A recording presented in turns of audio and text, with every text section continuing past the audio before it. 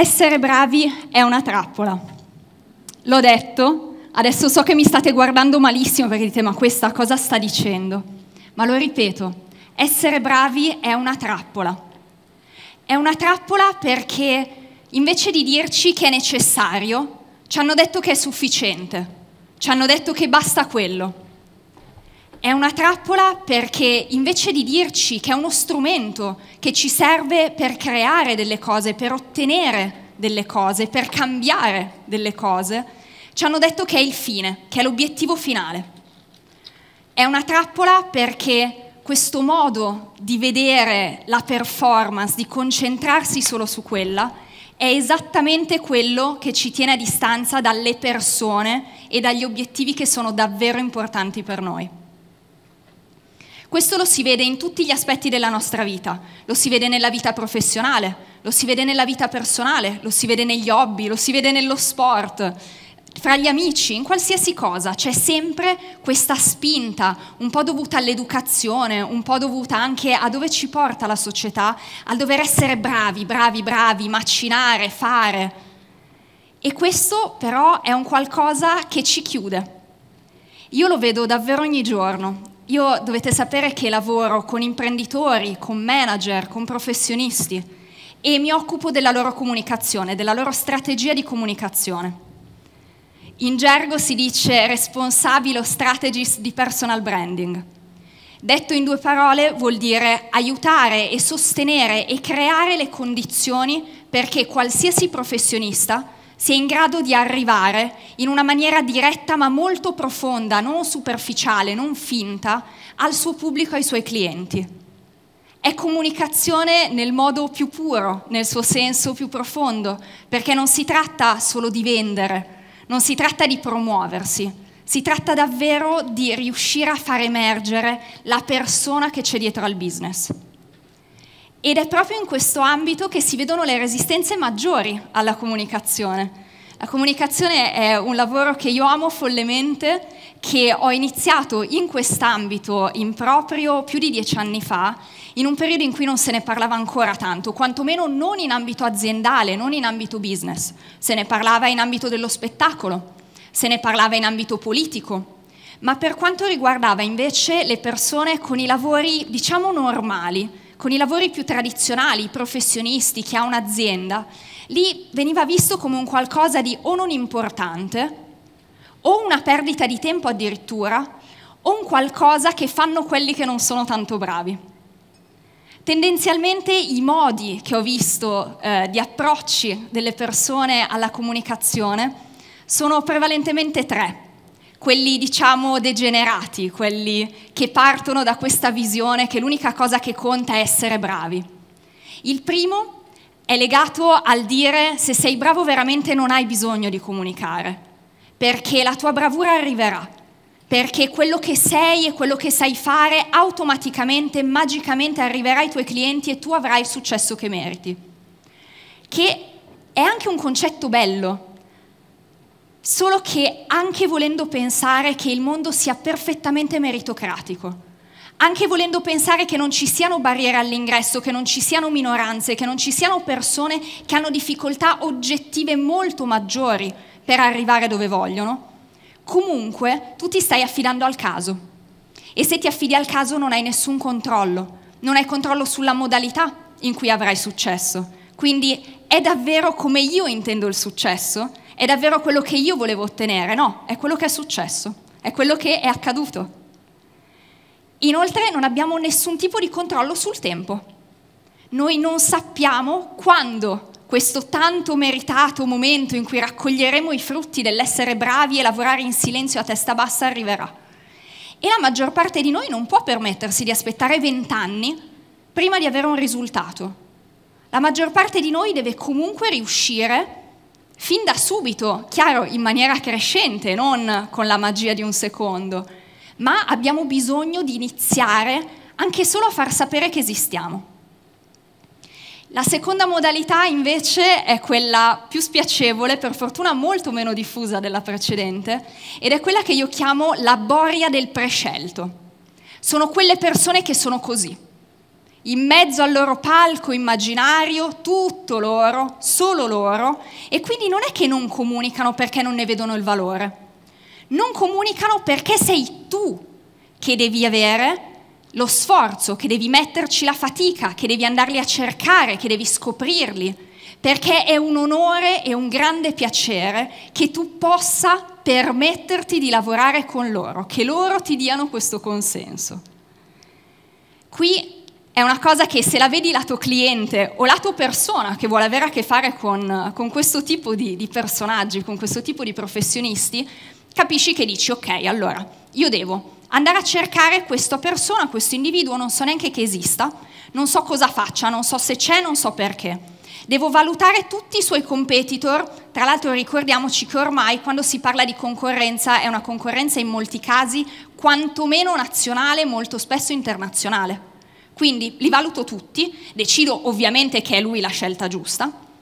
A quel punto non basta, no? A quel punto bisogna saltare dentro a dei cerchi infuocati per riuscire ad avere a che fare con questa persona, a parlarci, riuscire effettivamente a relazionarci, sì? E a convincerlo che noi meritiamo di lavorare con loro.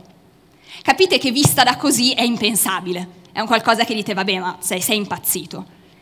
Eppure è ancora molto, molto, molto diffuso. Il terzo modo, invece, è un po' diverso, nel senso che qua non è una persona che non comunica, è una persona che comunica, è una persona che si rende conto, appunto, di essere in un mondo ormai così multisfaccettato, con così tante opzioni, che anche solo deve segnalare la propria esistenza. E quindi decide di comunicare.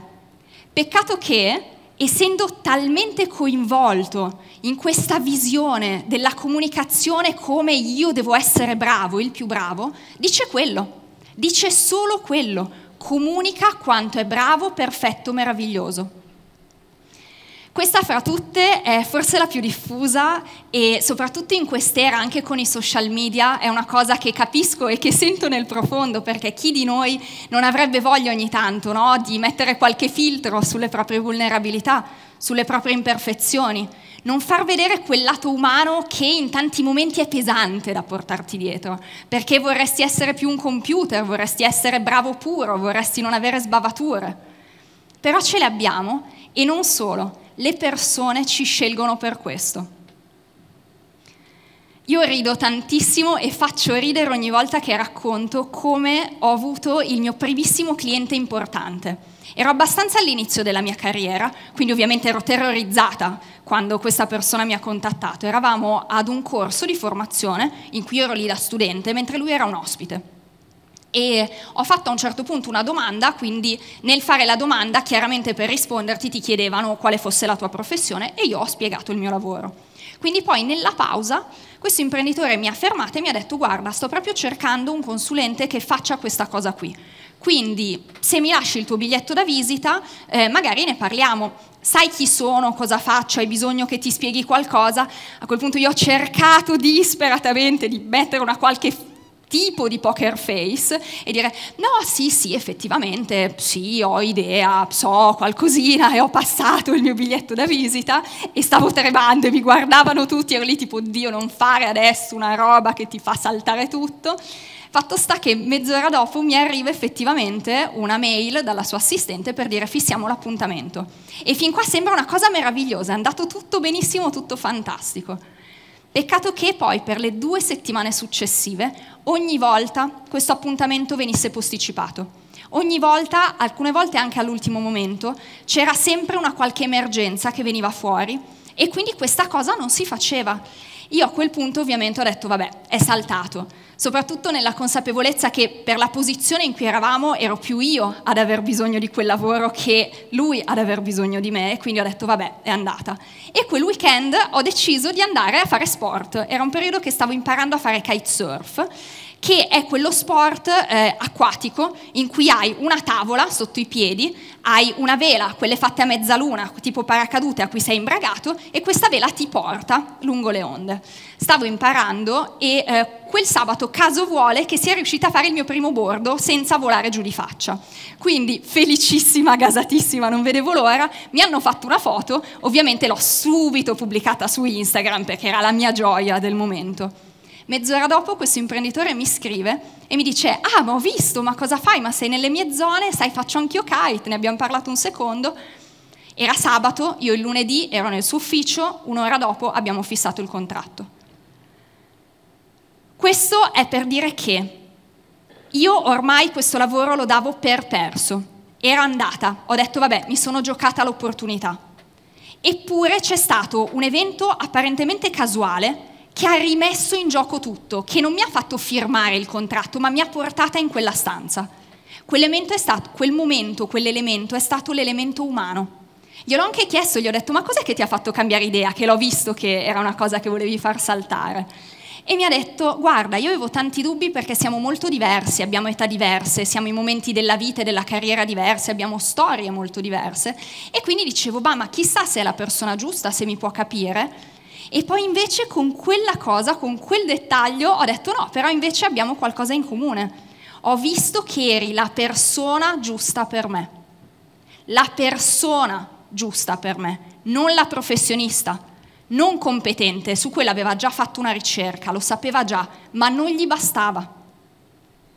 Il punto è che siamo tutti così presi dal dover far vedere che siamo bravi, che non ci rendiamo conto che alle persone non interessa finché non diventiamo rilevanti per loro. E per diventare rilevanti per loro dobbiamo fare qualcosa per loro.